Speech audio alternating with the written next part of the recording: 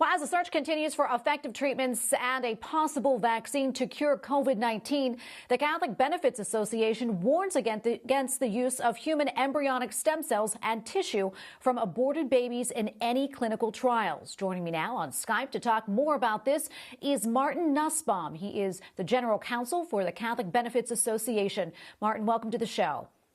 Hi, Tracy. Thank you for having me. So, Martin, bring us up to speed on this. A number of lawmakers are asking, in light of the COVID-19 pandemic, for this to be changed. But isn't there currently a ban in place on the use of tissue from aborted babies in clinical research? Well, one would think so. And one of the things we saw with the Catholic Benefits Association back in 2015, when there was the undercover identification of a market selling baby parts, selling tissue from unborn babies, as we began asking, well, who's buying that tissue, and whether somehow or another that had worked itself into the Affordable Care Act.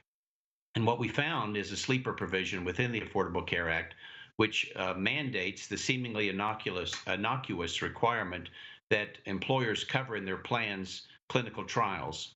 We looked a little further and saw that the FDA had actually approved at least 36 clinical trials that utilize either human embryonic stem cells or they utilize actual tissue harvested from aborted fetuses.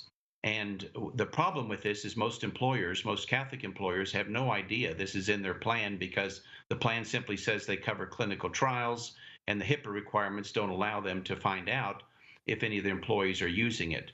And so we at the Catholic Benefits Association, which represents some 1,100 Catholic employers, including 62 dioceses, filed a petition with the HHS Office of Civil Rights, asking them to provide a religious exemption as required under the Religious Freedom Restoration Act for CBA members.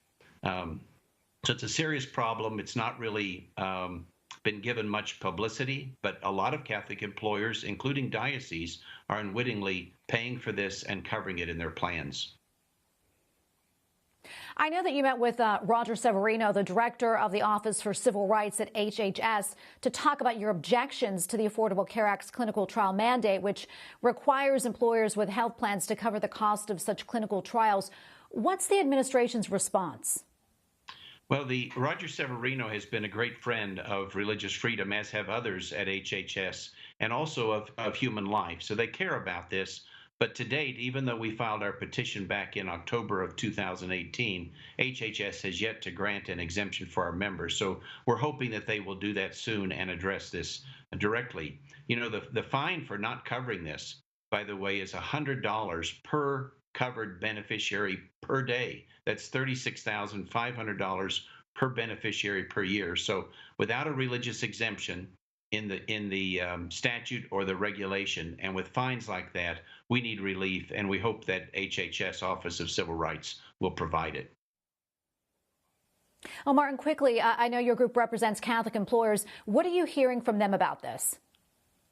Well, Catholic employers that came together, the board of the Catholic Benefits Association includes 6 archbishops and a bishop and several prominent Catholic laypersons. And in fact, our founding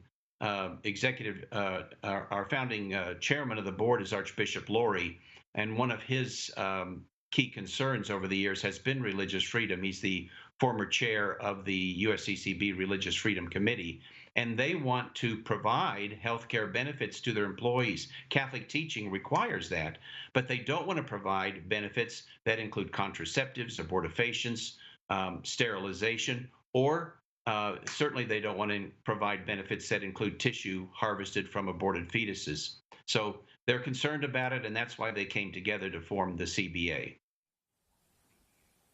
Well, Martin, thank you so much for your time and for your insight on this. We really appreciate it. Martin Nussbaum, General Counsel for the Catholic Benefits Association. Thank you again. Thank you, Tracy. Have a good day.